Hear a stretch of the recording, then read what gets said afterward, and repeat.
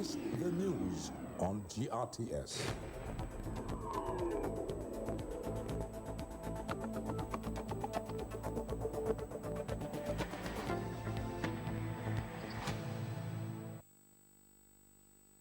Hello, good evening once again. You're watching us live from our headquarters in Canifing, and this is the news first top stories. Gambia is 52. Thousands attend the historic celebrations at the Independence Stadium, and on this historic day, 170 prisoners set free after a presidential pardon. President Adama Barrow outlined new development plans as he leads Gambians in celebrating the country's 52nd independence. Gambian exiles who recently returned home were among the many who attended the mega celebrations. Well, we caught up with some of them. And the African Union and Burundi strike a deal to settle areas owed to Burundian peacekeepers serving with AMISOM. Well, these and other stories coming ahead in the next 30 minutes with me, Fatou Janneh. Bye.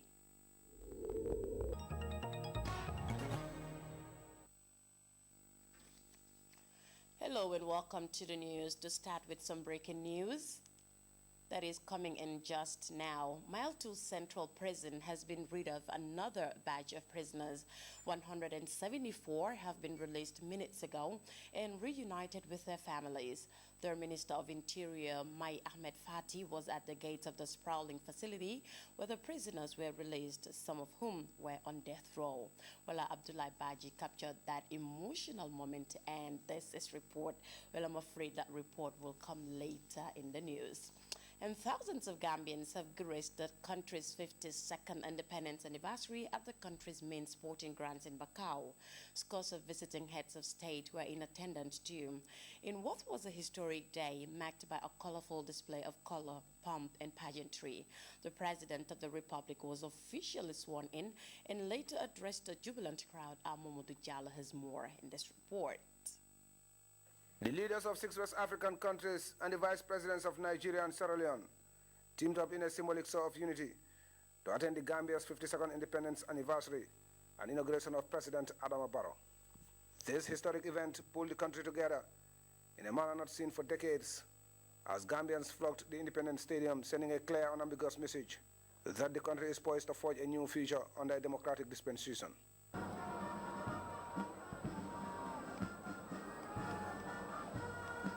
After witnessing a spectacular parade of the security forces and later the traditional march past of school children, the two leaders delivered their eagerly awaited speeches.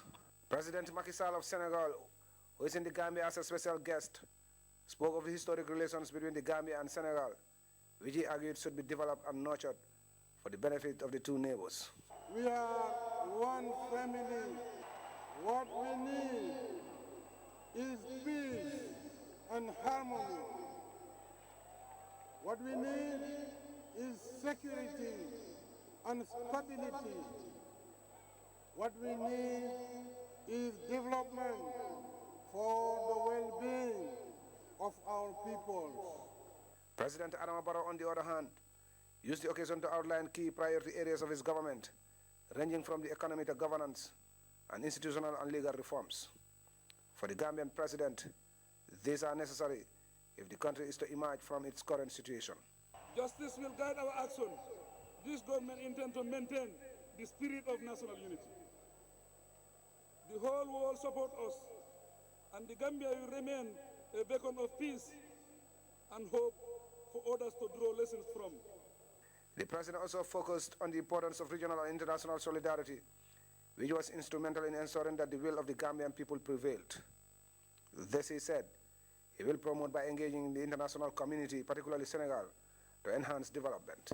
My first trip as a head of state will be to Senegal so that we could discuss and conclude on matters such as the Senegambia Bridge, our common borders, the status of the Senegalo-Gambia Secretarial, and other outstanding issues.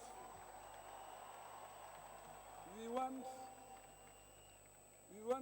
the relationship between the two countries to be a model for African integration. Gambians have long been looking forward to this day when they could celebrate their national independence with the importance and pageantry it deserves. For the past 22 years, February 18th had usually been overshadowed by the July 22nd celebrations, But now, they have resolved to turn a new page as the country sets its old image and embrace the path of democracy and development. Mamadou Diallo, GRTS News. Well, congratulations to His Excellency Adama Barrow. Well, this year's independence also saw the return of many Gambian exiles who left the country during the 22 years of the APRC regime. A number of them have been recounting their safe return and the joyous moment they are spending with their families and country people. One of them is international diplomat and former Foreign Minister Dr. Momodu Lamin Sidat Job. Well, Amadou S. Jallow was at the Independence Stadium in Bakau and filed in this report. A colorful and a historic inauguration for a man who has done the unthinkable by defeating former strongman Yahya AJJ Jammeh in the December 1st presidential elections. A colorful and a carnival atmosphere filled the Independence Stadium like never seen before, as tens of thousands of Gambians traveled from all over the country and beyond to witness the historic swearing-in of the country's third president and the Gambia's 52nd independent anniversary. Two great events in one. They waited for so long, some even spent the night at the Independence Stadium, but they were never bored by the desire and urge to catch a glimpse of their new president. A deafening roar reverberated round the stadium as a choir of voices chanted the name of President Barrow as his motorcade enters the stadium.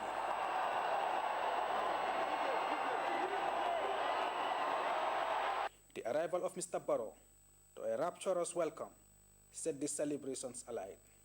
First came the swearing-in, administered by the Chief Justice, followed by his first inspection of the Guard of Honor as the Commander-in-Chief. Then came the traditional parade by the different armed and security services, one of the highlights of the independence celebration, and it was one of those splendid displays by the men and women in uniform, much to the delight of the celebrants. When he mounted the podium to address the nation, President Barrow spoke at length on his development plans, touching on all sectors, promising a better Gambia under his reign. His inauguration as the third president of the Gambia is seen as the dawn of a new era, bringing with it a lot of optimism among Gambians. We've consolidated again the return of the president, and that we have turned the page of what we've gone through. I only hope, in the interest of the unity of the continent, that this great example given by ECOWAS to show that people have to respect their constitutions will enable us to turn a new page so that the Gambia and Senegal and all the countries that surround us will be able to do their best to consolidate their democracies in the interest of the African continent. The country's former top diplomat also urged Gambians to safeguard the country's newfound freedom and young democracy. I feel that we've come so far, we should do everything in the Gambia in order to see to it that our part of the contribution towards the solid integration in trade, in commerce, and also in the infrastructural development of this sub-region will definitely be an example. Teamwork in anything is very important. The president alone cannot develop this country. So we must come together and give him ideas, support him so he can know how to move on with this country. Now that the Gambia has decided, the challenge is on President Barrow and his government to fulfill their campaign promises. Anyway, we have great hope. The only thing now we have to be Gambian is to come together and join hands and unite. We forget about our political differences. We work so that we develop this land. We cannot expect everything to be done by the outsiders. Let us also struggle for our own. To help us have employment. We are all hoping for employment. I want the new government, what they promise us, before we vote for them, we want they fulfill their promise. Well, all is now concluded. President Adama Barrow has been re-inaugurated on home soil, and Gambians has had his inaugural speech, which was indeed a lengthy one. And now the electorates who voted him into office want to see him deliver on the promises that he made.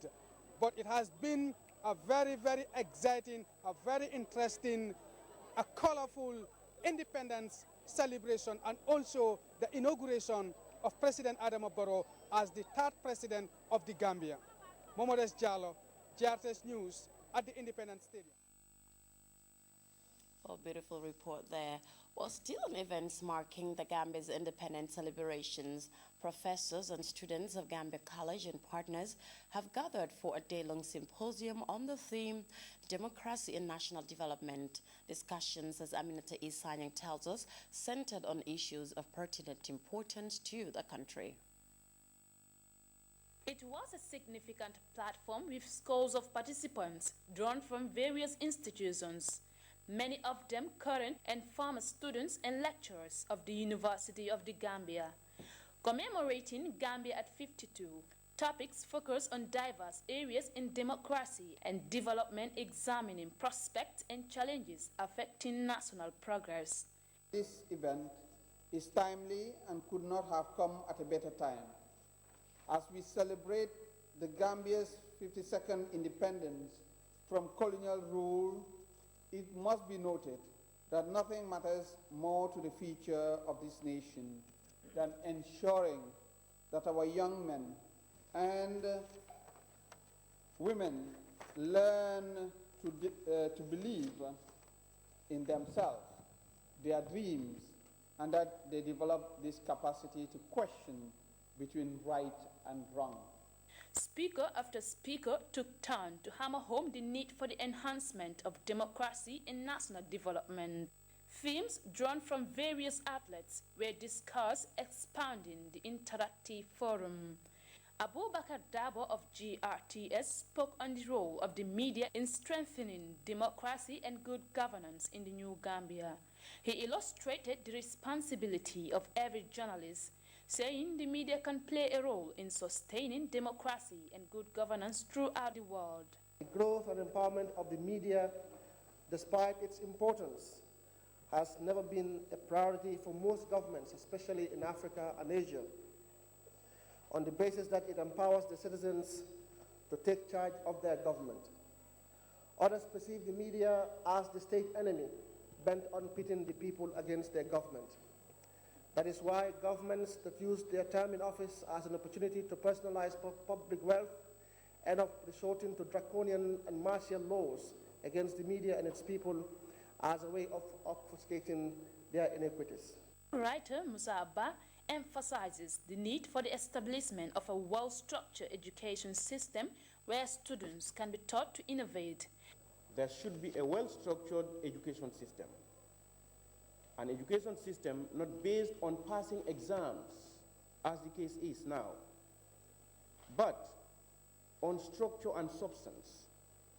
By this I mean our young ones should be able to stand on their own feet after going through 9, 12, or 15 years of education. They should stand on their own feet. The education system must inculcate patriotism and give the young ones the necessary skills to impact positively on the socio-economic development of the country. Madi Jobate and Nyemansatu Kamara all reminded Gambians of their responsibilities and the need to participate in national development. Citizens' participation in their own governance is enshrined in their constitutions. It's a right and it is a freedom. Therefore, it is expected of everybody to not just participate in democracy or in governance just by voting. When you vote in your leaders, you have to hold them accountable. It's a continuous process. This is the first of many forums that seeks to enhance the new environment of openness, taking democracy into a high point. Speakers call on the new government to protect the rights of the people and safeguard the democratic shift. This is the first of many forums that seeks to enhance the new environment of openness, taking democracy to a high point. Speakers call on the new government to protect the rights of the people and safeguard the democratic shift the country has taken.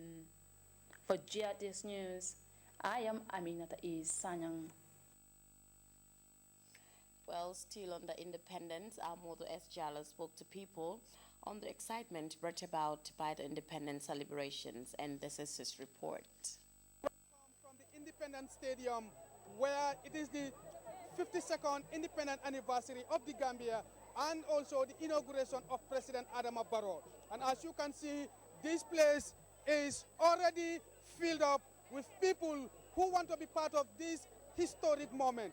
Gambians from far and near have converged here at the Independence Stadium, waiting to enter to witness what is going on. People are rushing to enter into the stadium. Everybody, Gambians came from far and wide to be part of this historic event. As you can see, the activity here is just amazing. You understand? Even the security are struggling to deal with the people. You know, people have to force their way into the stadium. You know what I mean? Wuli brief. Wuli is brief. We have heard from them, from Wuli, from Fast, from every part of the country, coming to be part of this historic moment, the 52nd independent anniversary of the country and the inauguration of President Adama Barrow. Well, Gambians are definitely happy. This is a clear manifestation of today's excitement. All young, you know, they said they are free. They said this is a moment they have been waiting for 22 years. And you can see the excitement.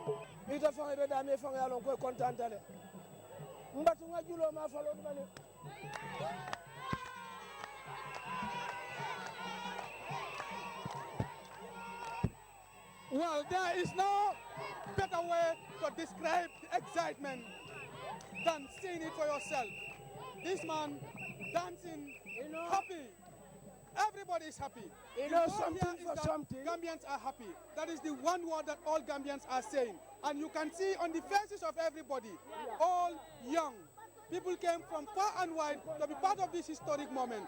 The 52nd independence anniversary of the Gambia and the inauguration of the third president of the Republic, President Adama Barrow. So we will still continue our coverage by talking to people. Well, Allah Baraka Bake, everybody want to talk. Everybody want to be on the microphone. You can see people, please grab the microphone from me because they want to be seen, they want to be heard, they want to express their feelings, they want to show how excited they are. We are moving around the stadium, we are around the main gate, but you can see we started from the other gate and now we are around the main gate, but you can see, in fact, the people around the main gate are more than the people that are standing on the other part of the gate. This is the Willingara Central Kafo. Wow, my own Willingara. Yes, our Willingara Kafo, and we named it Senegambia United Kafo. And our motto is never despair. All right. Hello, madam. Hello. How are you? I am very fine, thank you. Gambia has decided. And I am very grateful to be part of this. I especially come from Holland for this day. Wow. So I'm very, very, very happy. What connection do you have with the Gambia? What makes you to leave all the way from Holland to come and be part of this historic moment? We came 30 years ago for the first time, and we immediately fell in love with the country, but especially with the people. Okay. I'm quite excited to be part of this. Okay. We have more work to do. I've never thought that Gambians can do this. I'm so overwhelmed, and I cannot believe what I am seeing. Momodes Jallo, GRTS News at the end. Well, too much of excitement there.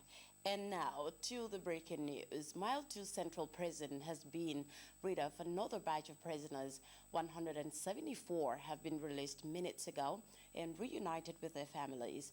The Minister of Interior, Mai Ahmed Fati, was at the gates of the sprawling facility when the prisoners were released, some of whom were on death row. Abdullah Baji captured that emotional moment, and this is his piece. Gambia's independence and the inauguration of His Excellency President Adama Barrow, a history in the making, with expectations high from the new government in seeing meaningful change in the lives and livelihood of Gambians. After last week's visit to the Mile 2 Central Prisons in Banjul, the Minister of Interior, alongside the Attorney General and Minister of Justice, today saw the release of 174 prisoners with different convictions at the Central Prison, with a directive coming from President Barrow. The move is after setting up a committee to look after the plight of its prisoners. It is normal for the President, in the exercise of his powers under Section 80 of the Constitution, to grant prisoners pardon. And he has done so upon the recommendation of the Committee on the Prerogative of Mercy, of which I chair. So it's a very good thing that we have some of our citizens who were punished for crimes they committed against society, who had the chance and opportunity to reflect upon the bad things that they did outside and have regretted their actions, and have reformed themselves within the prison system and are ready to reintegrate society again. The released prisoners comprise of people with previous convictions who have served time in the prison, comprising of different crimes. These are people who were accused of crimes. They were tried before courts. Whatever the circumstances of the courts were, they were convicted and sentenced. And statutorily, my ministry, the Ministry of Interior, is responsible. We are the custodians of prisoners and also prison facilities in the country and detention centers. Unfortunately, the conditions of living in our prisons and detention centers is very deplorable. So many of these prisoners have paid their dues. Many of them have paid more than half of their term. And the information that we have is that they were not problem prisoners. We want you, as you leave this place, to make a fresh start in your lives. You have been given a new lease of life, a new opportunity. I see a lot of young faces here. You still have the chance and the time to make something of your lives. I will continue with my life. I thank God, with His grace, I'll be okay. Reintegrating prisoners into society is crucial, and all parties involved are working hard with the Department of Social Welfare to provide much-needed expertise. It would interest you to know that the Social Welfare Department, they are represented on the committee, Prerogative Mercy. And I am briefed very in detail how they have been conducting counseling. You know, they have been receiving counseling in prison, and some of them will continue to have counseling. In fact, it's a condition of the release of some prisoners that they must continue counseling at the Social Welfare Department for 3 months. The citizenry have been pretty much excited about Gambia's 52nd independence anniversary, as well as the inauguration of President Adama Barrow as the 3rd President of the Republic of the Gambia. However, I am currently at the Maltrue Central Prison, where the Minister of Interior and the Minister of Justice, on behalf of government, are here tonight to pardon 174 prisoners who have committed different offenses. This is a move that has been hailed as a great one, especially in reintegrating people that have committed hideous crimes or minor crimes back into the community and contribute immensely to the socio and economic development of our beloved country. Reporting for GRTS News at the Maltrue Central Prisons in Banjul, I am Abdullah Baji. Well, some emotional moments there and finally reuniting with family members. Moving on, Gambia Ports Authority has concluded a 5-day training for ports facility security personnel. The training was meant to help improve their understanding of the International Ship and Port Facility Security Code. Our answer Jack tells us more. Every nation relies heavily on tax revenue, and the Gambia Ports Authority has been known as an institution that plays a pivotal role in the country's booming socio-economy. Security being very paramount is considered to create an enabling environment in which one could trade freely. In view of this, the Port Facility Security Office have trained 30 security personnel to be equipped with new techniques that will help them rapidly deter outside predicaments. To make sure our port facility matches with the international standard. And we are not going to compromise. In other words, the level of security in the port of Banjul will not be compromised. In his words, the need to build capacities in a bid to produce an efficient service delivery was the managing director of the Gambia Ports Authority, Lamin Sanyang, who further highlighted that training is one of his priorities since he took over office as MD. I want the port of Banjul to remain competitive, to remain safe, to remain secure, so that international shipping lines and those who want to do international business with the port of Banjul will continue to do business with us as required. The trainees, who were keenly following instructions in key maritime security techniques, recounted how crucial the training was to them.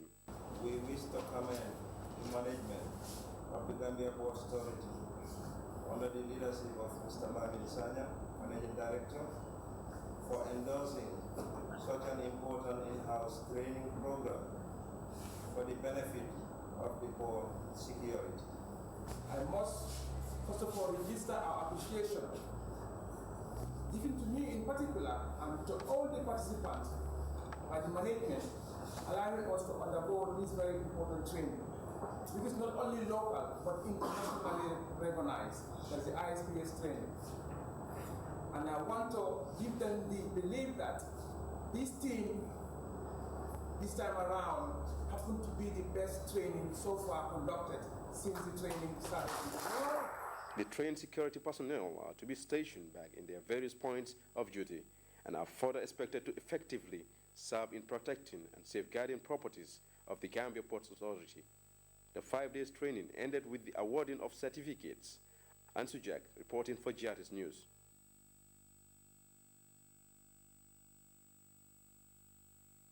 The international scene when we return, don't go away.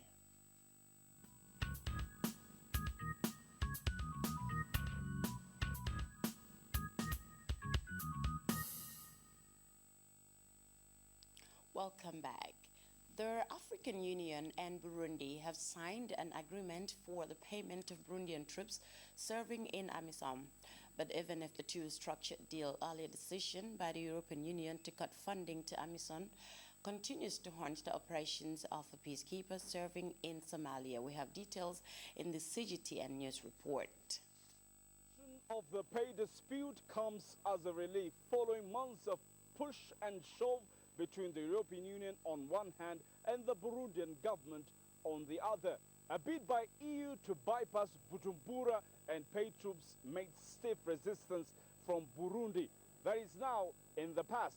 Besides Burundi, troops from Kenya, Uganda, Djibouti and Ethiopia serving under AMISOM have also been paid their dues for the year 2016, a move that has boosted their morale. There are concerns, however, over the financial sustenance of AMISOM's operations in Somalia after the European Union drastically slashed funding for the mission. The African Union now finds itself in a tight corner seeking alternative source of funding for its foot soldiers in the Horn of Africa nation. Grumtala CGTN, Addis Ababa, Ethiopia. Caseria Evora is perhaps Cape Verde's most famous export. The singer stormed the international studios in the 90s. She has put Cape Verde firmly on the map with her mournful ballet songs of loss and longing unique to the island. She died in her hometown of Mandela, South Vincent Island in 2011, but her legacy remains as important as her music on the archipelago. CGTN has more in this report. Caseria Evora. In fact, her face is on the 2000 Escudo note, and this airport is named after her. And visitors to this island are greeted by a beautiful statue erected in her honor. Well, let's go find out more about the life and the legacy of Cape Verde's favorite daughter. Our first stop in Mandela is the city center. Here, the former colonial military headquarters turned People's Palace is hosting a Caseria Evora exhibition. Though not endorsed by Cesaria's family, this private collection chronicles key parts of her life and career. Curator Francisco Rocha has a special connection to Cesaria. This is the street Cesaria we used to live. I was living here when I was 7 years old. We were a neighborhood. Cesaria was born to a poor family in Mindelo in 1941. After her father's death when she was 7, her mother sent her to an orphanage. It was here that she began singing, and by 15 she had left the orphanage to sing at bars and on Portuguese cruise ships that docked at Mindelo.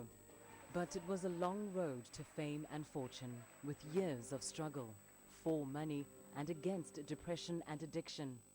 It was only in 1988, at the age of 47, that she recorded her breakout album, La Diva au Pieds Nus, the Barefoot Diva. Listeners across Africa, Europe and the Americas embraced her, earning her 4 Cora Awards and a Grammy by 2003. She was born to show all over the world where is Cape Verde, because we are small country, about Her voice Cesaria Evra, Cape Verde, Bibique, Inamak. Cesaria suffered a stroke in 2008 and a heart attack in 2010, forcing her into retirement just a year before her death in 2011. There's too many people that came from all over the world to say goodbye, the diva. It's something we never forgot. Despite her international star status and busy tour schedule, Cesaria preferred to base herself in São Vicente, sharing a home with her children and grandchildren. This picture was taken there. It's from, I think, 2009. I was 18 years old, and I like it because her expression, she don't smile a lot, and she was smiling. Jeanette sees much of Cesaria's personality in her own. People used to say that I am very similar to her in my way to do things, and she don't give importance to money, to the fame. Nothing changed her personality. And though they were close, Jeanette shared her grandmother with her community and the world. She used to make a lot of food, a big lot of food, and who came to visit, she invited to lunch or dinner. If she were special to the world, you can't imagine for me.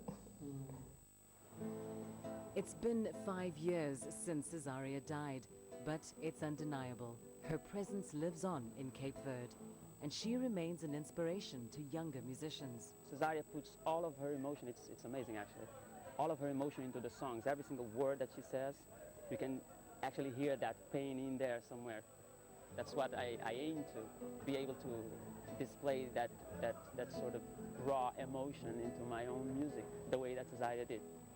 Que mostrabas caminho longe, que mostrabas caminho longe, esse caminho passando-me. Que mostrabas caminho longe, que mostrabas caminho longe, esse caminho passando-me. Lindy Mtongana, CGTN, São Vicente, Cape Verde. Well, time now to take our second break. We'll be right back.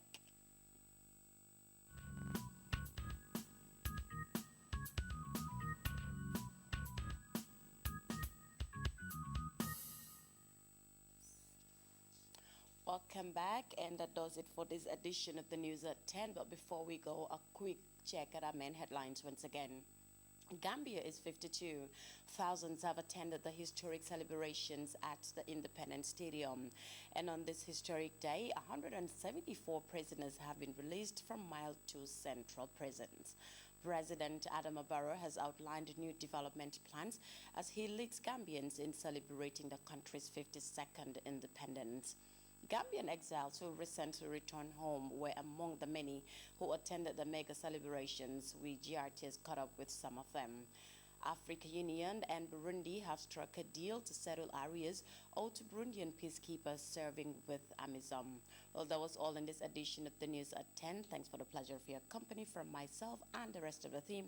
Thank you for joining us, and happy 52nd independence anniversary to all Gambians. Yes.